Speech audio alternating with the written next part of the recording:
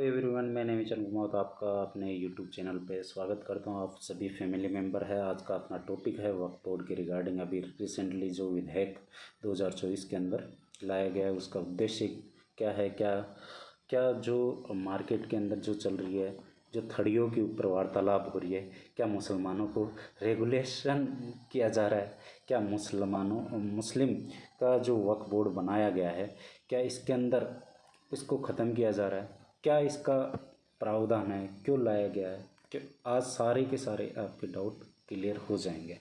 तो मेनली क्या है कि आपको पता है कि वक्फ बोर्ड अधिनियम लाने के पीछे कारण क्या है।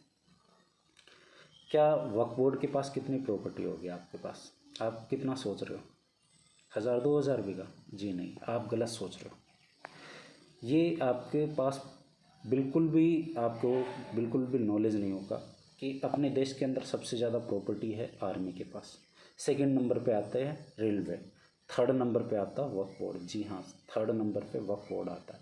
इस ही वजह से इसके अंदर जो भ्रष्टाचार हो रहा था, इसके अंदर जो मनमाना रेगुलेशन चल रहा था, उसके खिलाफ लाया जा रहा है।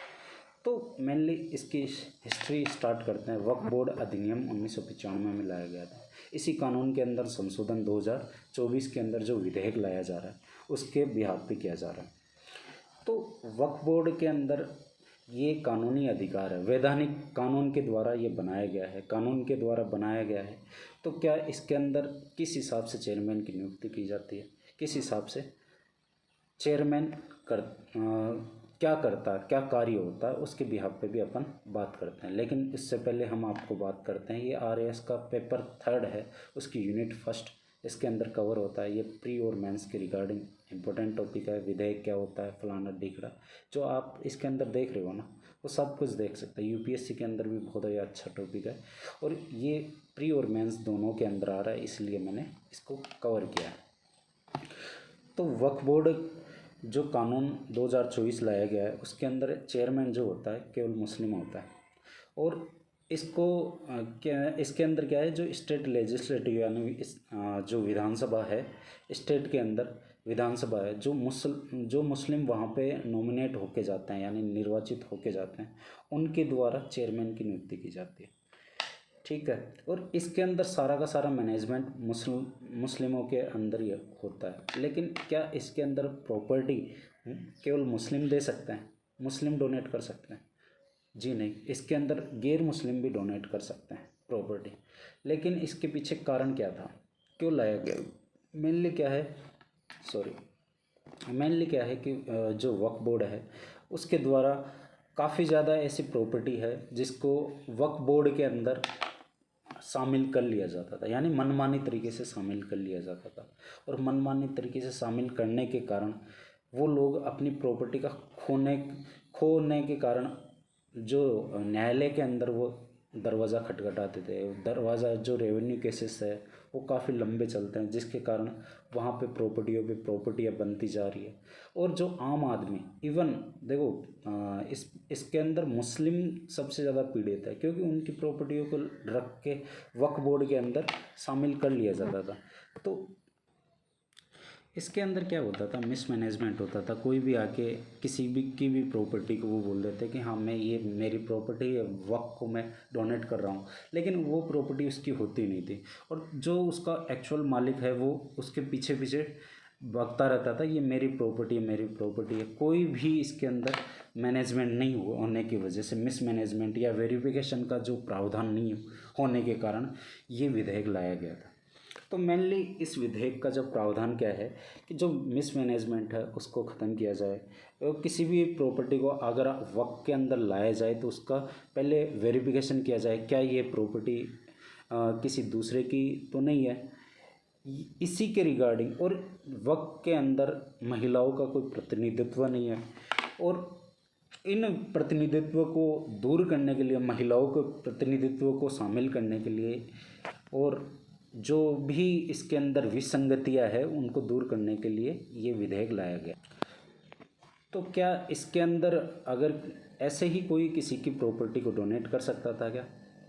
इसका आंसर अपन देखते हैं कि अगर किसी भी प्रॉपर्टी को कोई भी इसके अंदर मामला होता है या कोई भी डिस्प्यूट होता है, उसके लिए वक्फ बोर्ड के अंदर ट्रिब्यूनल हुआ करता था। उसके अंदर केवल जो ट्रिब्यूनल बनाया गया था उसके अंदर केवल मुस्लिमों का ही प्रतिनिधित्व था, यानी कि जो रक्षक ही जो वहाँ पे प्रॉपर्टी गेन करते थे वही उसकी सुनवाई करते थे ट्रिब्यूनल के अंदर, यानी जुडिशरी की पावर भी उन्हीं के पास थी। ठीक है, तो व्यक्ति फिर है ना रेवेन्यू कोर्ट के अंदर जाता था। रेवेन्यू कोर्ट के अंदर काफ़ी लंबा केस चलता था। केस चलने के बाद में डिस्प्यूट हुआ करता था, और फिर है ना जैसे सिविल या अपने हाई कोर्ट के अंदर मामला जाता था। हाई कोर्ट के अंदर वैसे ही पेंडिंग है, तो इस वजह से काफ़ी ज़्यादा मामले पेंडिंग होने की वजह से ये इसको रेगुलेशन करने की आवश्यकता थी। तो जैसे कि अपन ने देखा था कि वक्फ बोर्ड का ये कानून लाने के पीछे मेनली मिसमैनेजमेंट और किसी की भी प्रॉपर्टी को वक्फ बोर्ड के अंदर शामिल करने का कारण की वजह से लाया गया। तो इसके अंदर अब क्या प्रावधान है कि क्या क्या चेंजेस किए गए हैं। तो पहले तो आप किसी की प्रॉपर्टी को अगर शामिल करते हो तो इसकी प्री वेरिफिकेशन करो, और जो इससे पहले जो आज तक प्रॉपर्टियाँ अगर इसने गेन कर ली है वक्फ बोर्ड ने, तो उसका प्रॉपर है ना आप वो डॉक्यूमेंटेशन करो उसको।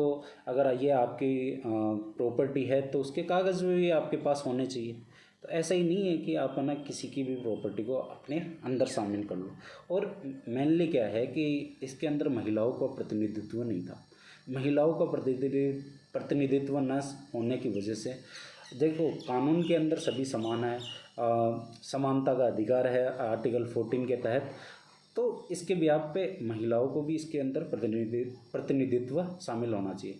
और चूँकि जो प्रॉपर्टी है वो स्टेट लिस्ट का विषय है। वैसे आपको पता होगा कि अपने 3 लिस्टें हैं, state list, central list, concurrent list, यानी समवर्ती सूची। तो ये तीनों जो लिस्ट है उनके अंदर जो लैंड है, जो भूमि है, वो स्टेट लिस्ट के अंदर आती है। यानी कि इसका सारा बोर्ड का जो दायित्व होता है, लैंड का मालिक कौन होता है, लैंड से रिलेटेड कोई भी डिस्प्यूट होता है वो स्टेट के रिगार्डिंग या कोई कानून बनाता है, स्टेट बनाता है। लेकिन ये मेनली पूरे भारत के रिगार्डिंग है, तो संसद भी कानून बनाए जा सकता है।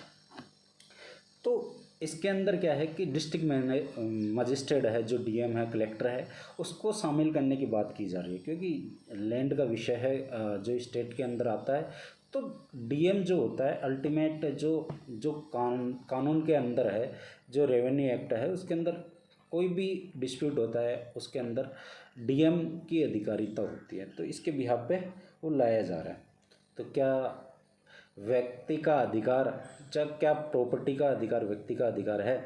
क्या संवैधानिक अधिकार है प्रॉपर्टी का अधिकार है? क्या मूल अधिकार प्रॉपर्टी का अधिकार है?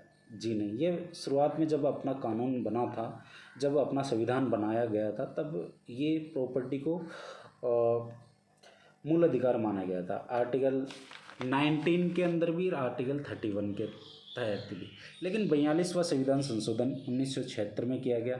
1976 के अंदर 42वां संविधान संशोधन करके उसको मूल अधिकार से हटा के मूल अधिकार, पहले तो फर्स्ट कॉन्स्टिट्यूशन अमेंडमेंट भी किया गया था और 42वां संविधान संशोधन भी किया था और 44वां संविधान संशोधन भी प्रॉपर्टी के रिगार्डिंग है। 42वां संविधान संशोधन के तहत अपन को ये प्रॉपर्टी को 301 जो आर्टिकल है उसके अंदर डाल दिया गया था।